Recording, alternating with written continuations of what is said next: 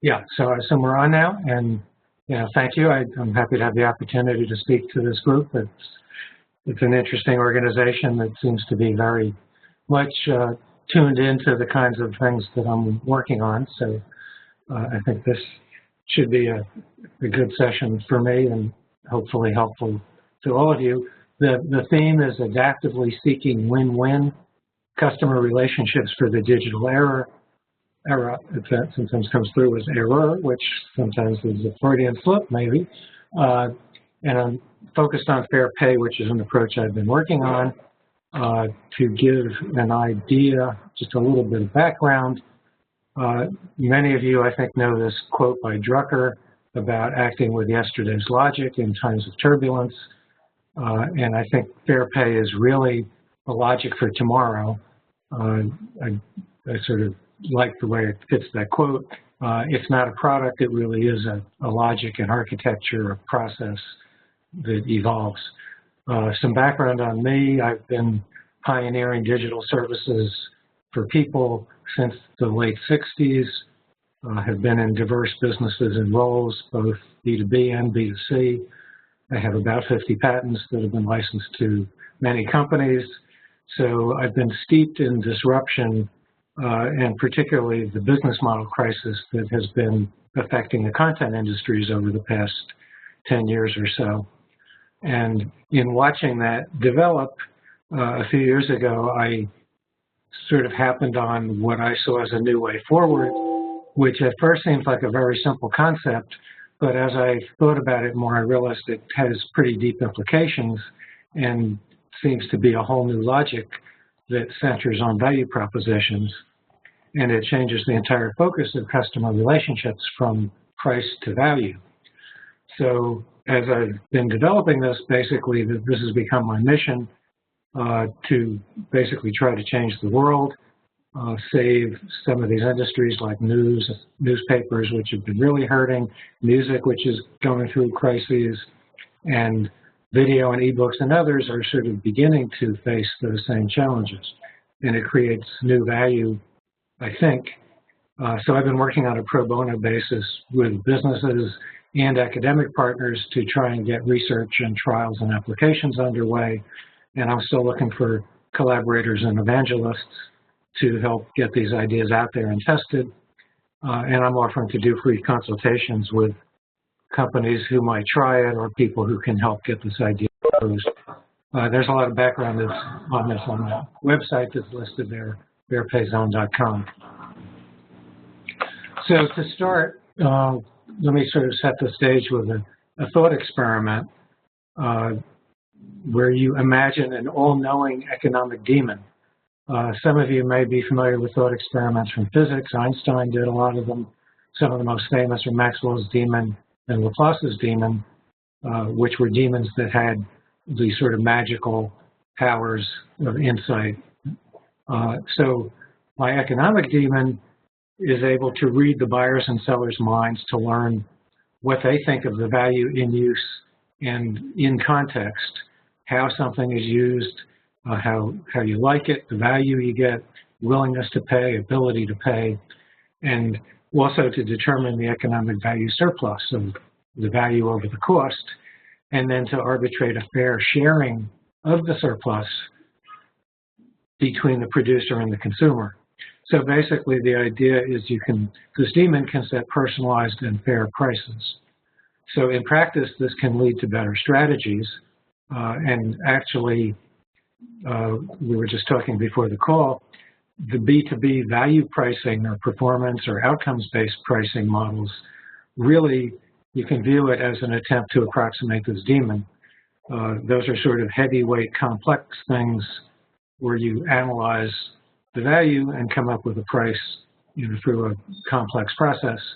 What I'm going to be suggesting is a lightweight analog that's applicable to the B2C world. And so part of the question is, how well will that work? But I think the thought experiment is valuable in theory anyway, just to get better insights into our theories. So to start out, let's sort of review some basic principles.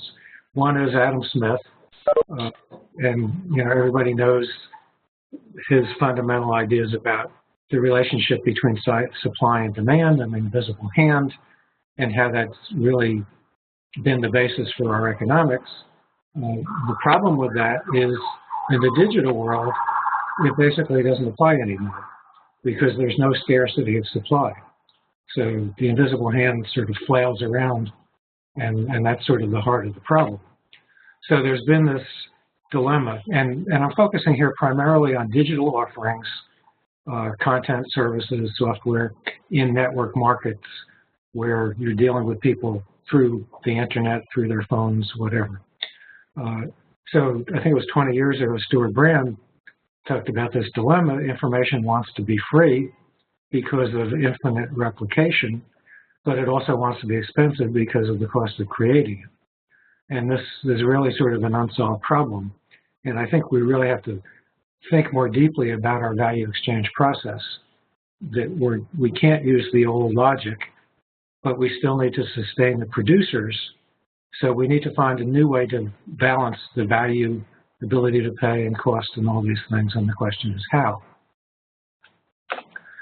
So, I mean, the brief summary is adaptive win-win value propositions, and I'm using that little diagram of my daemon to sort of highlight areas where it runs through the thread here. So what I'm suggesting is building relationships around value exchange. Use computer-mediated relationships to power that. Cooperatively focus on perceived value and learn the right price for each customer at each time, each transaction, each cycle of the subscription. And you can think of this as an invisible handshake with each consumer, where you're agreeing to try and come up with this approximation of economically ideal pricing. And I'm going to talk about a process. And with this, I think we can share more value with more customers and do it more sustainably, which is obviously better for the business. And will also produce more value to society by bringing this value to more people. So let's look at prices.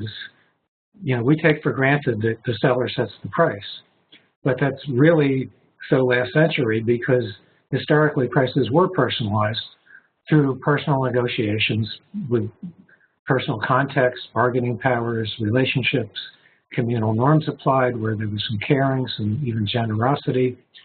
All of that started to change in the mid-1800s with the invention of the price tag in the department store, where these institutions wanted to sell to mass markets of consumers. They had to be scalable and simple and operationally efficient. So these price tags made it sort of a take it or leave it proposition, which moved people toward exchange norms and bargain hunting. And we've sort of been in a race to the bottom ever since, even though it's had huge productivity value. With e-commerce, that's changed to where, you know, we know that mass personalization is now feasible, one-to-one marketing, but it's still not being done very close to price. And people have been very scared of dynamic pricing because it hasn't been clear how to do it well. So that's what I'm trying to focus on. Now, another issue to understand with digital is that it really draws a focus onto this difference in price sensitivity. Customers are not the same, their experience is not the same. So if you build a long tail model of price sensitivity, which is different from the long tail of products that Anderson talked about, your set prices gives you the revenue in that green box, that the people to the left are people who are willing to pay your price. Many of them would pay more, but they don't. So you're leaving that money on the table. And then there's large numbers of people who won't pay your set price, but who might want the product at a lower price, which would be profitable because it costs almost nothing to serve them. So you're foregoing all of that amber revenue. So there's an opportunity here, and it's very dynamic and context dependent. So simple segmenting and tiering of your pricing doesn't really solve it. So we'll get to that in a minute. Another thing that's important is the idea of post-pay, and there was an amusing cartoon called Pay As You Exit, and there's a blog post about that. There's some links in here that you can follow. But the idea is to price the experience after it's known. Instead of asking before people try the product to set a price, do it afterwards. And that's strange because even most pay-what-you-want offers, which have gotten to be somewhat popular now, ask for a price up front. And you don't know the value, you have to put in a risk discount. Whereas if you ask for it afterwards, then people know the value and you're signaling trust and value, so it should be much more productive that way. The last sort of key thing about digital is the whole idea of a product breaks down. We've got the near zero replication cost, they're not discrete or scarce, and it's really access and entitlements and usage that you're selling. So it's an experience good or, really a service. So it's definitely a service dominant logic issue here. And this is all very measurable. Sorry. It's all very measurable, so there's a lot of data you can get now on the value for each consumer. So people have recognized free as a selling tool. There's the book by Anderson called Free that popularized freemium. Trials have been around. Pay what you want has actually been fairly successful in limited use, where surprisingly people do pay even when they don't have to. So the idea is, how do we better embrace this dynamic variability, and how do we better control the risk of the seller? So that led me to this idea of a variation on pay what you want, where you've got a balance of powers, and it's not just the buyer who has total power. So the way it works is the seller selectively makes an offer to buyers and explains how the offer works. And how it works is that they decide to accept the offer, they use it for a period of time, and then they're asked to set a fair price after they know the value. So they're pricing it backward. The seller tracks the price, and he figures out if he thinks it's fair, and you ask for reasons for the pricing as to why you priced high or low, above a suggested price or below, whether you had problems, you liked the product, you didn't like it, in terms of quality, in terms of production values, various issues. So then based on that, the seller can decide, okay, this person is being reasonable, I'm going to make more offers. And can use the structure to try and nudge people to pay generously and discourage them from being too tight about pricing, because you won't continue it if you're not satisfied. So there's this balance between extending it forward and pricing it backward that over time converges on an agreed level of fairness. So looking in more detail at how this works in a real environment, say it's a newspaper subscription, a music subscription, songs on iTunes, you have a conventional set price model as your baseline, and you selectively offer some of your customers this fair pay option, and you structure your offering to have a basic product and some premium offers, so that you start out with basic products, you let them go through the cycle of trying it, setting prices, you decide how those prices are, and you go through a few cycles. You don't throw people out immediately as unfair, but you give them feedback based on what they say and what you think as to whether you think their pricing is on target. I'm sorry, I'm getting auto advances here. And so based on that feedback, you can offer them these premium offers. They know they can be downgraded, and so you're constantly nudging them upward toward the premiums and trying to frame these offers in the way that they recognize the value with suggested prices and recaps of what they did. So that gives you an adaptive value discovery engine that seeks to know what the daemon knows to figure out what the real value to the user is in context, and do it in a very individualized way that this can be adapted to each consumer in different ways in different segments of one, so that it's this process. So to look a little bit deeper at the process,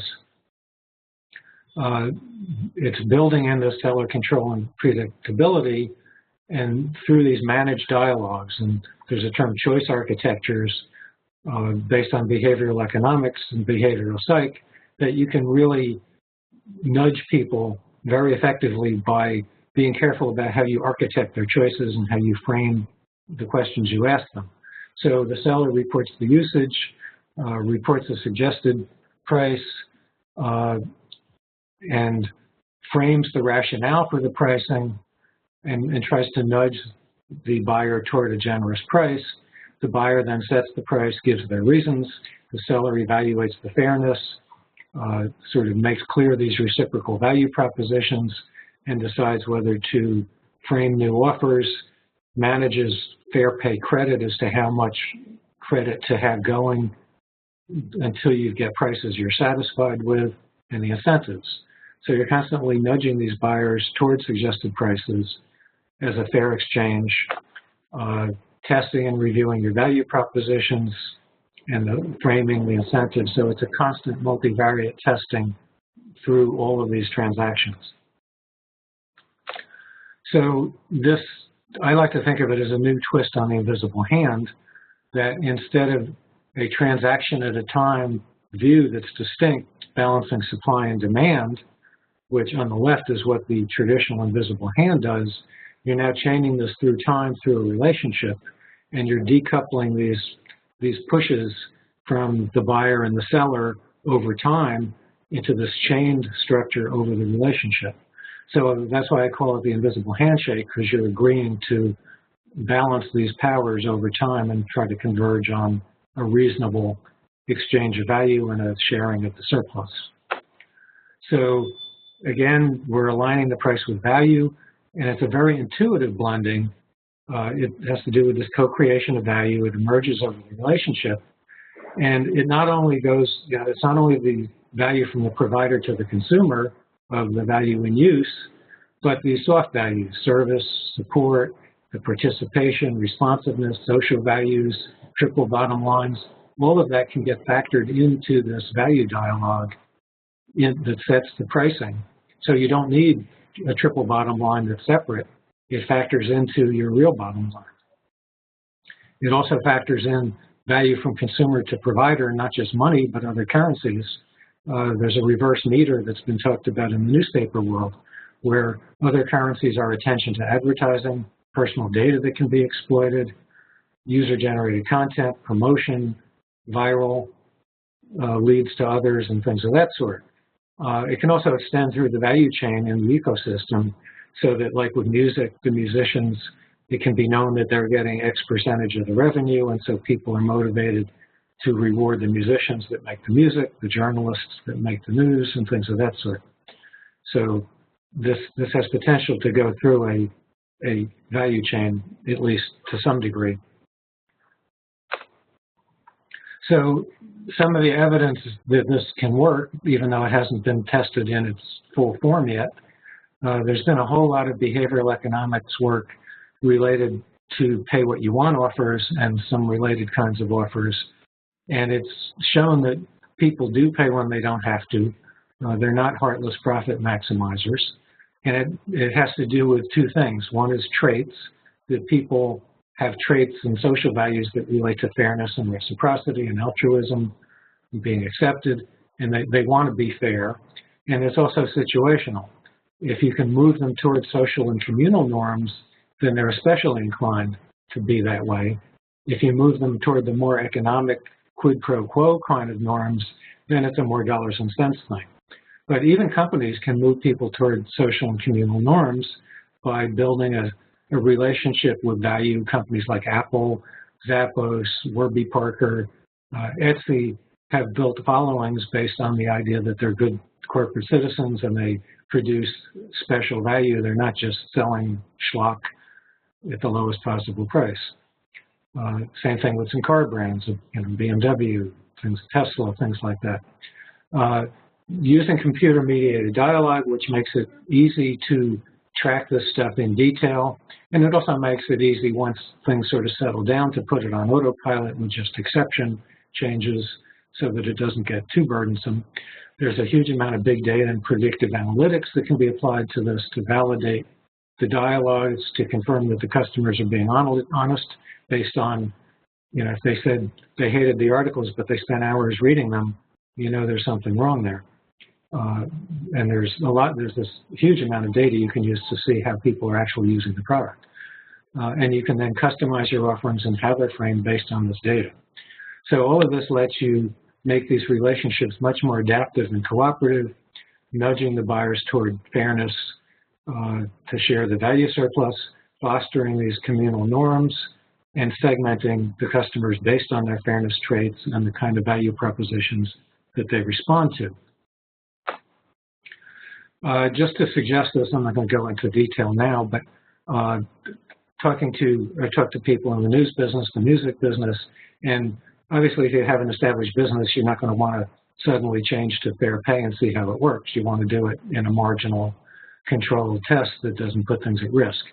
So some of the places that are especially interesting to try this are acquisition, where it becomes like a fuzzy freemium. Instead of 10 articles free and then you pay the full subscription, this is something that sort of scales up with a soft barrier as to where you start paying and how much.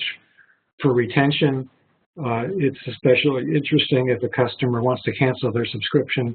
You might say, well, try this special fair pay offer and see how that works, especially people who have low usage, where the standard subscription price might not be fair at all. And you can justify, if they get a lower price, you can justify it because they're low usage.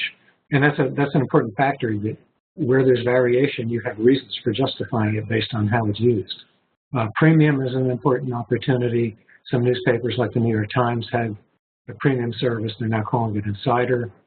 And I think fair pay would be very nicely applicable there and easy to test. And then there's a bunch of other aspects here. So basically, I think you can change the game with fair pay to this invisible handshake and move things from commoditization toward engagement and loyalty over value propositions and long-term relationships.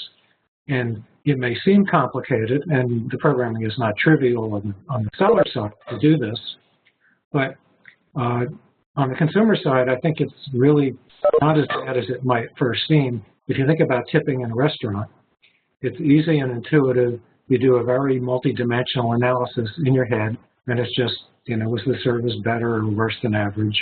Am I a regular here? Do I care about, you know, those kinds of soft factors?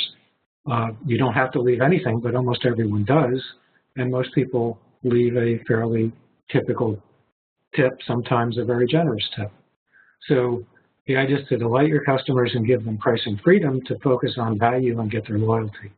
And it all comes to this idea of patronship, which I think is sort of the central concept from a business. You want patrons, not customers, not subscribers. So this is an emergent strategy. It makes your pricing legitimate, and I think it'll lead to higher profits and deeper market penetration. I wanted to add, for companies that do use advertising models, then the deeper market penetration gives them more advertising revenue, so they don't need quite as much subscription revenue to balance that, even though ad revenue is no longer what it used to be. So that's pretty much what I thought I would cover for this session.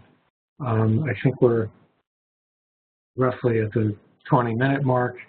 So I want to open it up for questions. There was some possibility of doing, you know, further talks with more, getting into some more detail. And obviously, I hope that you will spread the word if you have ideas on how to test fair pay in use, whether it's a, you know, a university laboratory project or real-world trials. I'm very happy to discuss that.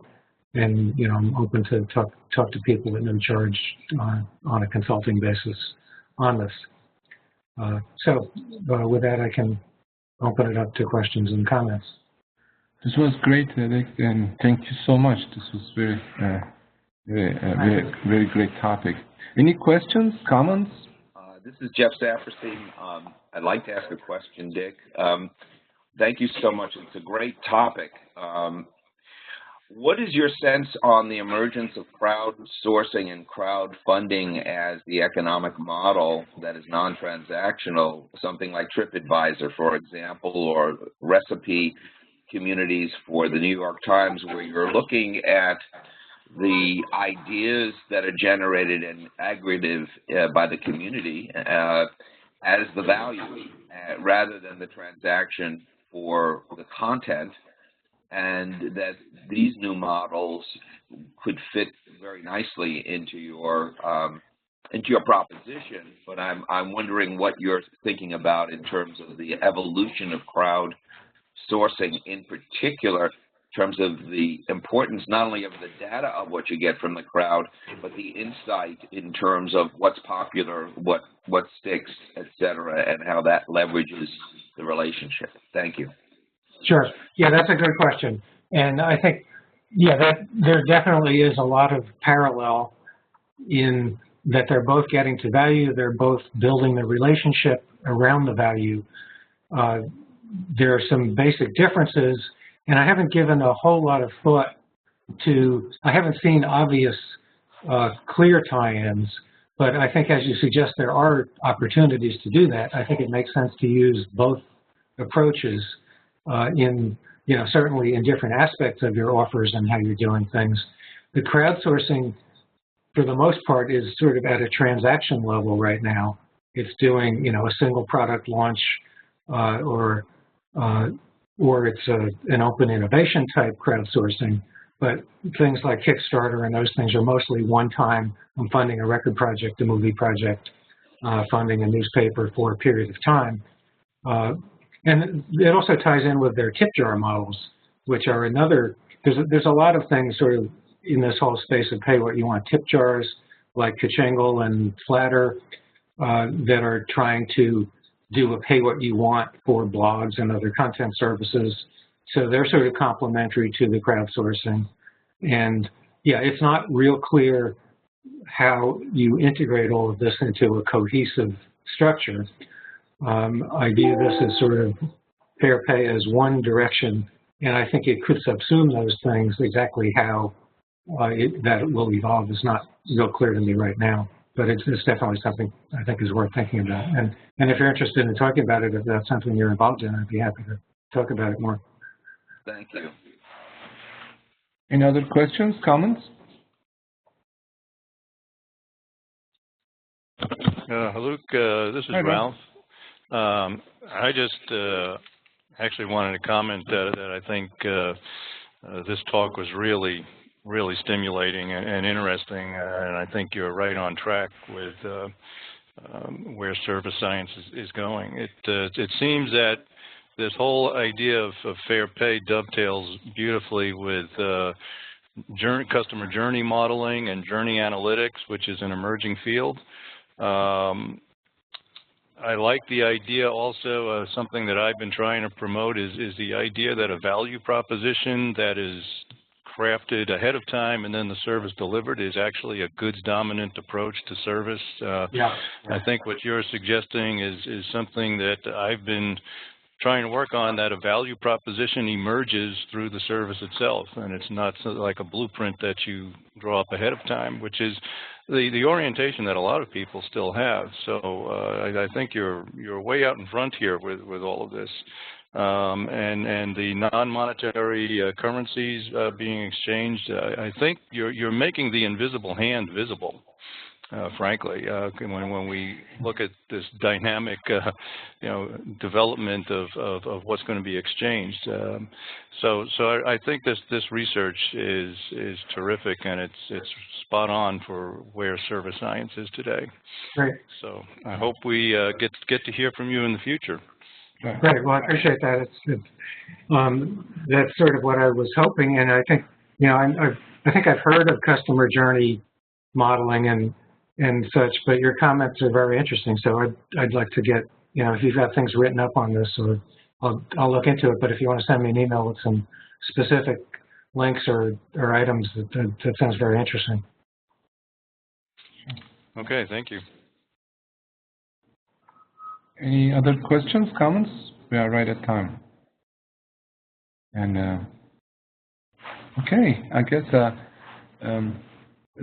thank you so much. I mean, this is like Ralph mentioned, this is a very intriguing presentation, and it's a whole different way of moving away from transaction cost-based economics, right, to the relationism, and more trust, and it's still some risk taking, but who takes how much risk, I guess, in this invisible hand approach. And Yeah. Thank you very much. this was very great. Thank you so much, and thank you everybody. It's around a couple minutes past 8 o'clock, and thank you for your participation. Thank you again, Rick. Have a wonderful day. Great. Thank you. And thank you, everybody.